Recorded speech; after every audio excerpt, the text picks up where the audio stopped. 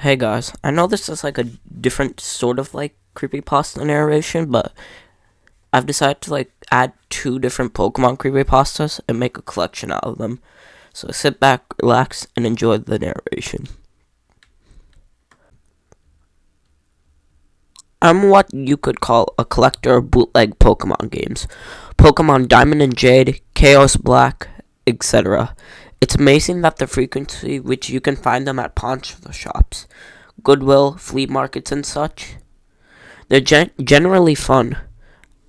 Even if they're unplayable, which they often are, the mistranslations and poor quality make them unintentionally humorous. I've been able to find most of the ones I've played online, but there's one that I haven't seen any mention of. I bought it at a flea market about 5 years ago. Here's a picture of the cartridge in case anyone recognizes it. Unfortunately, when I moved 2 years ago, I lost the game, so I cannot provide you with the screen caps. Sorry. The game started with a familiar Nidorino and Gengar intro of red and blue. However, the press start screen had been altered. Red was there, but the Pokemon did not cycle through. It also said black version under the Pokemon logo. Upon selecting the new game, the game started the Professor Oak speech, and it quickly became evident that the game was essentially Pokemon Red version. After selecting your starter, if you looked at your Pokemon, you had, in addition to Bulbasaur, Charmander, or Squirtle, another Pokemon, Ghost. The Pokemon was level 1. It had the sprites of the ghosts that are encountered in the Lavender Tower before obtaining the Sylph Scope. It had one attack, Curse. I know that is a real move named Curse, but the attack did not exist in Generation 1, so it appears it was hacked in. Defending Pokemon were unable to attack Ghost. It would say that they were too scared to move when the move Curse was used in battle. The screen would cut black, the cry of the defending Pokemon would be heard, but it was distorted, but at a much lower pitch than normal. The battle would then reappear, and the defending Pokemon would be gone.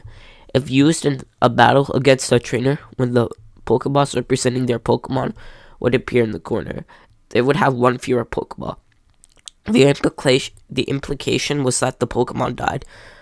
What's even stranger is that after defeating a new trainer and seeing Red received $200 for winning, the battle commence would appear again if you selected Run. The battle would end as it normally does. You could also select Curse. If you did upon returning to the overworld, the trainer sprite would be gone. After leaving and re-entering the area, the spot where the trainer had been replaced with tombstones like the one at Lavender Tower, the move Curse was not usable in all instances. It would fail against ghost Pokemon. It would also fail if it was used against trainers that you would have to face again, such as your rival or Giovanni. It was unusable in your final battle against them, however. I figured that this was the gimmick of the game, allowing you to previously uncapture ghosts, and because Curse was made the game so easily, I essentially used it through the whole adventure. The game quickly changed quite a bit after defeating the Elite Four. After viewing the Hall of Fame, which consisted Ghosts and many couple of Pokemon I used for HMs, the screen clubbed to black. A box appeared with the two words, "Many years later." It then cut to Lavender Tower. An old man was standing looking at the tombstone. You then realized this man was your character. The man had moved at only half of your normal walking speed. You no longer had the Pokemon with you, not even Ghost, who at this point would have been impossible to remove from your party through disposing in the PC. The overworld was completely empty. There were no people at all. There were still tombstones of the trainers you could use Curse on, however. You could go pretty much anywhere in the overworld at this point, though your movement was limited by the fact that you had no Pokemon to use HMs. And regardless of where you went, the music of Lavender Town continued on an infinite loop. After wandering for a while, I found that if you go through Diglett's cave, one of the cuttable bushes that normally blocks the path on the other side is no longer there, after allowing you to advance and return to a Pallet Town. Upon entering your house and going to the exact title where you start the game, the screen would not cut to black. Then a sprite of a Caterpie appeared. It was replaced by a Weedle and then a Pidgey. I soon realized as the Pokemon curse progressed from Rattata to Blastoise, these are the Pokemon that I used Curse on. After the end of my Rivals 3 team, a youngster appeared, and then a Bug Catcher. These are the trainers I had cursed. Throughout the sequence, the Lavender Town music was playing, but it was slowly decreasing in pitch by the time your rival appeared on screen. It was a more dramatic rumble. Another cut to black. It was a few moments later, the battle suddenly appeared. Your trainer sprite was now that of an old man, the same one that teaches you how to catch Pokemon in Viridian City. The ghost appeared on the other side, along with the words, "Ghost wants to fight." You couldn't use items, and you had no Pokemon. If you tried to run, you couldn't escape. The only option was to fight. Using fight would immediately cause you to use struggle, which didn't affect the ghost, but it did chop off a bit of your own HP. When it was Ghost's turn to attack, it would simply say, "Smile." Eventually, when your HP reached a critical point, Ghost would finally use Curse. The screen cut to black for a final time. Regardless of the buttons you pressed, you were permanently stuck in the black screen. At this point, the only option you could do was to turn off the Game Boy. When you played it again, New Game was the only option. The game had erased the file. I played through this hacked game many times, and every time the game ended with this sequence. Several times I didn't use Ghost at all. He was impossible to remove from the party. In these cases, it did not show any Pokemon or trainers and simply cut to the climactic battle with Ghost. I'm not sure what the motives are behind the creator of this hack. It wasn't widely distributed, so it was presumably not for a monetary gain.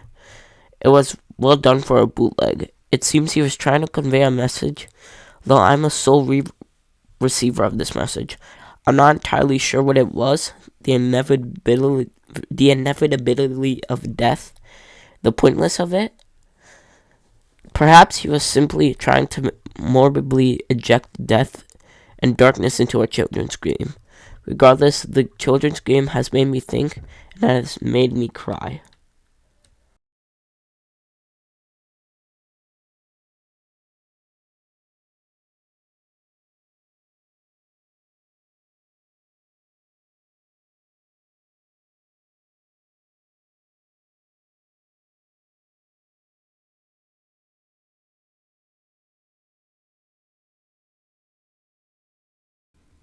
You see, I am a simple college student living alone in an apartment.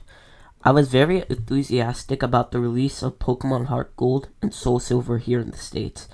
I purposely locked myself out of all media and the internet aside for school purposes. That means no 4chan, no VBoard, no Bulbapedia, etc. As I was busy with the school year and being poor at the time, I wasn't able to buy Soul Silver on its launch date. After my school year ended, I ordered Soul Silver on Amazon. However, it would take a week for it to arrive. I decided that during that time, I would replay my Crystal version on my Game Boy Color. However, I realized that long ago, my mom threw it away because I told her the save went dead, and I was very upset about it. Then she also threw away my Silver version, so all I have is my Game Boy Color. As such, I set out for GameStop and bought a used Silver copy, as it's the only Pokemon game left they have for Game Boy Color. $10, fairly cheap. I went home and started it up for a nostalgia trip. However, that's where things started to get bizarre, and most likely the reason why you read this. The Game Freak logo started up as normal, but it just froze there. I thought the cart was just errored or something, so I turned it off and on. The same thing happened. I tried pressing A and start over and over, and all the buttons. Eventually, the logo vanished, and there was a black screen for about 5 seconds. Suddenly, rather than going to the usual main menu screen, I was already in the game in a previous save file, which was odd as I was expecting all these carts to have been wiped by the poor battery. Either way, I wasn't complaining, as I would have chosen the continue option to see what the previous guy did anyways. First off, I checked his trainer name. His name was just Smile. He didn't have much originality. I checked his profile, and he had 999.99 hours put into the game, with all 16 badges and 99999.9 Poké and all 251 Pokemon on the Pokédex. Seeing as he apparently had Mew and Celebi logged also, I'm guessing he either used a Game Genie or was a really hardcore Pokemon player back then. I checked his Pokemon to see what badass team he has. To my surprise, I saw 5 unknowns and a 6th Pokemon named Hurry. I'm thinking that this must have been some cruel joke by the person who just played this game, and I decided to check out the profiles of the Pokemon anyway. As expected, there were different letters of unknown, all level 5. I was a bit shaky with my unknown alphabet at the time, but I identified the word spelled out to be leave. As for the 6th Pokemon, it turned out to be a Cyndaquil. Mind you, this was before they were individualized Pokemon icons. The Cyndaquil looked noble, but it was level 5 with only 1 HP and only 2 attacks, Leer and Flash. I don't know why they named him Hurry, but at the time, I disregarded it. The eerie thing was that, despite my volume being at max, none of the Pokemon had said their usual cries, just pure silence. Having enough of the team, I closed it. I parked at what appears to be a room inside a Bellsprout tower. However, for some reason, there were no NPCs around. Even more eerie was that the pillar in the middle didn't move at all, as if it was just leaning on its side. There was no music at all, and there was no exit for ladder. Or at least, I thought there wasn't. I walked around for a few minutes, but can't seem to find a way out. This was certainly not a room I've seen in a Bellsprout tower before. I tried checking my items for an escape rope, but the bag was completely empty. There wasn't any wild Pokemon either.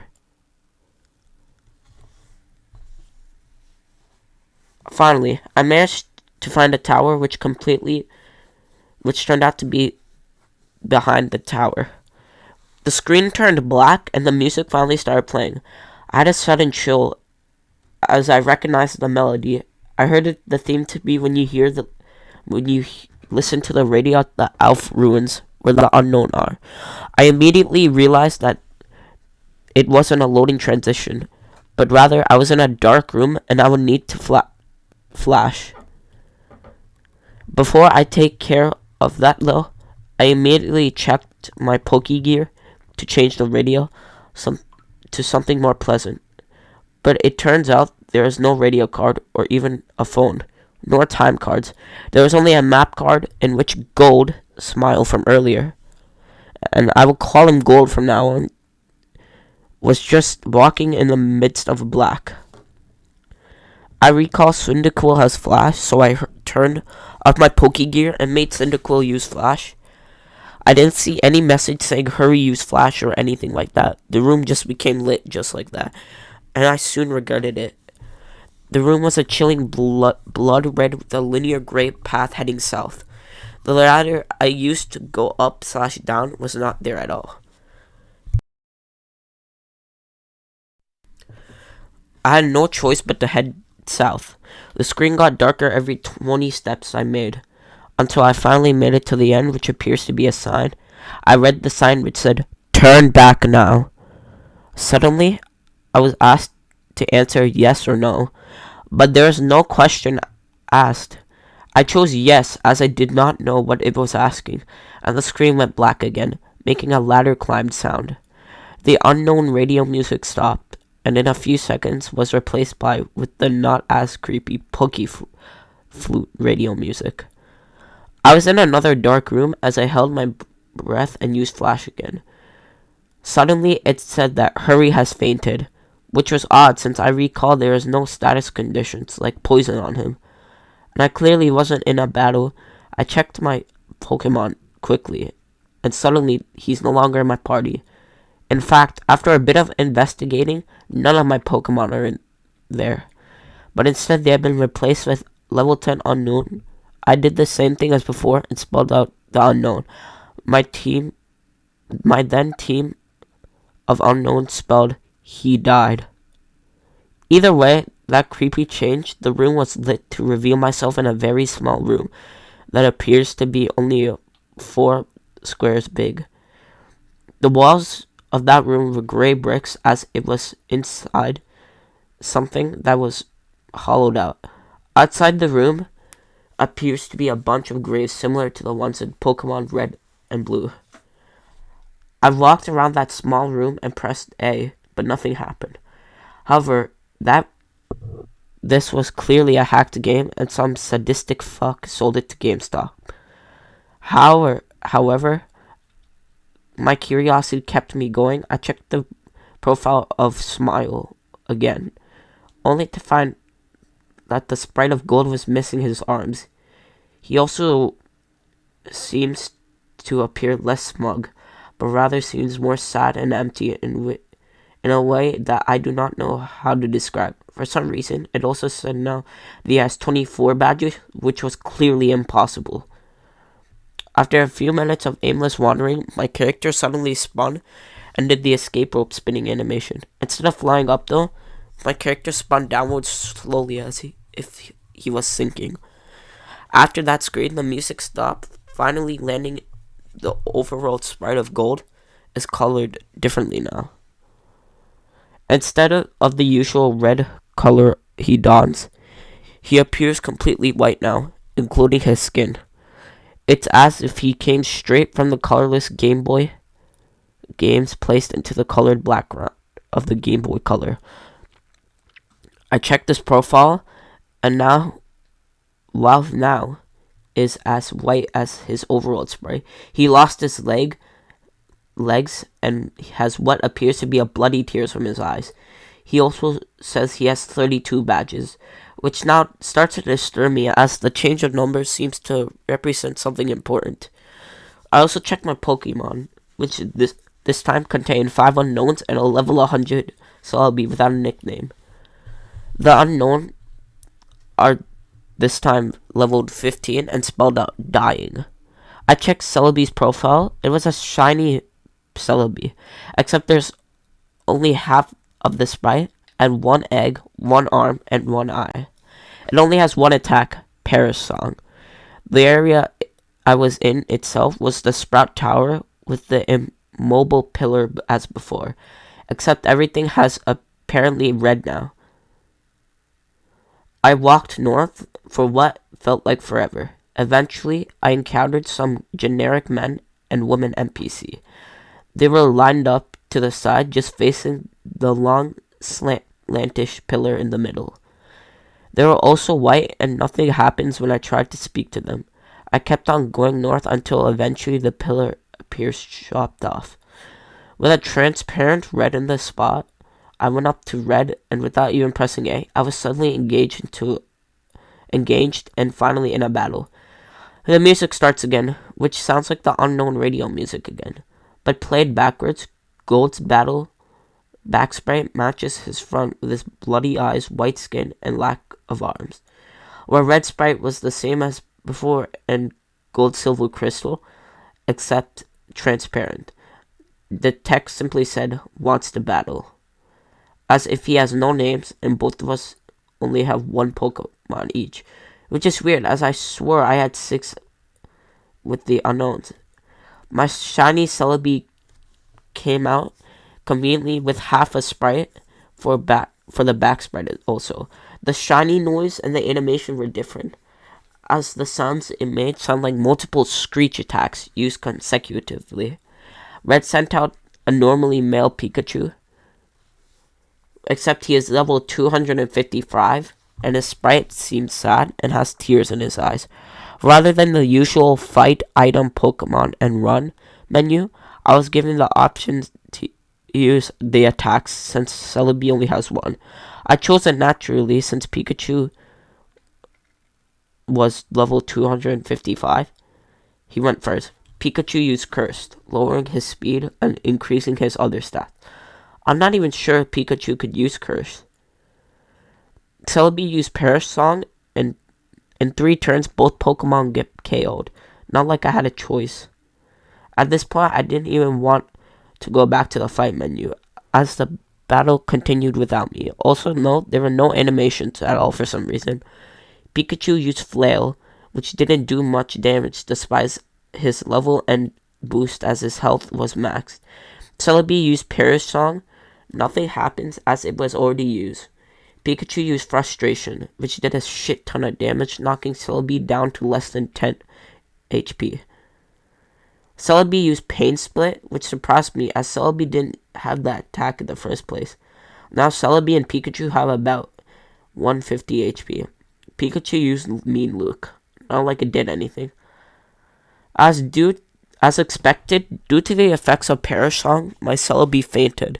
Except in the text, it said Celebi has died, instead of the ordinary drop-off the screen animation. The Celebi back sprite just vanished for some reason. Pikachu was still up even with Perish Song, and it didn't count as my loss. Pikachu used one more different attack beyond the 5 attack limit. Pikachu used Destiny Bond. Afterwards, it said Pikachu has died, with a slow fade out animation. Apparently, I was the winner, as a transparent red sprite showed up and said, ... At that point, I just freaked out as that transparent red suddenly beheaded, leaving nothing but his transparent body. The battle then ended at that point and faded out along with the music. I'm back in the overworld with another change to the gold sprite. He's now as transparent as Red's overworld sprite. I quickly checked Gold's profile, where this time the only thing remains of him is his head with transparent skin. The head was zoomed in a bit, showing the black void in his eyes. It now stated that he has 40 badges. I then backed out and checked my Pokemon. They were all level 20 Shiny Unknown, which spelled out Red no more. I was at what I now know as is next to the end. There was apparently no music playing, but for some reason, I felt like something was there that could be heard. I was back in my room in New Barktown. Maybe finally I get to play this game properly. But who am I kidding? I knew the sadistic fuck must have done something. I walked around my room with things, as I'm a bit afraid to go down the stairs to see what was rating on there. Note, I said walked, as while the background was moving, Gold was not moving his transparent limbs at all while doing so, just like the floating ghost you'd see in Diamond and Pearl. As expected, the radio, computer, and TV did not work, so I had no choice but to go down the stairs. I ended up in the same lower level room of my house. Everything appears normal, except Mom isn't home. After failing to interact with anything in this room, I decided to go outside. To my surprise, that door leading outside at the south didn't work, and instead I just walked straight through a void. I continued moving south to see what the fuck was going on. My house vanishes as I heard south into the void. It was creepy as I entered the void. The outline on God's transparent sprite turned white to contrast with the pitch black. Eventually, I reached a white area and Gold sprite turned black and transparent again.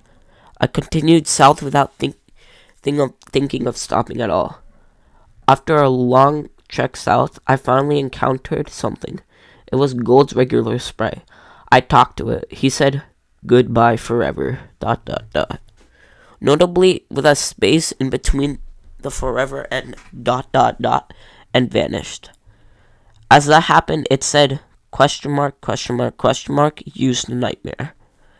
Which at that point, I would not deny that being possible. Gold did another escape rope animation, spinning slowly downward before. I'm now back into that small hollowed out room surrounded by the graves earlier. Or at least I say I was back there. There was no sprite anymore. I tried to walk, but nothing moved. Not even wall bumping noise. I checked my trainer profile with absolutely no gold sprite left. It said I have 0 badges.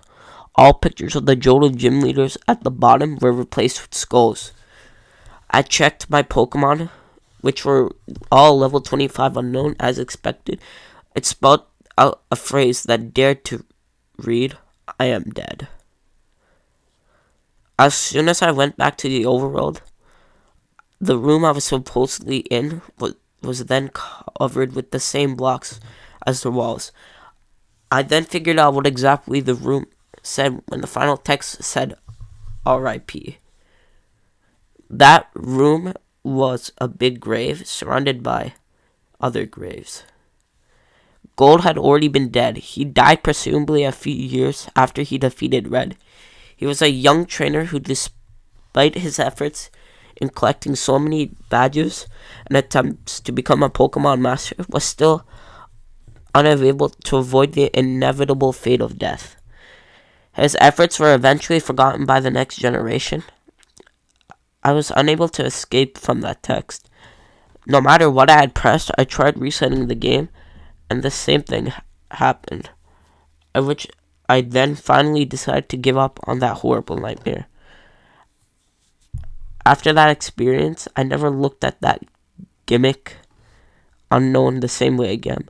They say that only the first generation have folktales and legends, but the second generation have shown me how unpleasant the truth can be.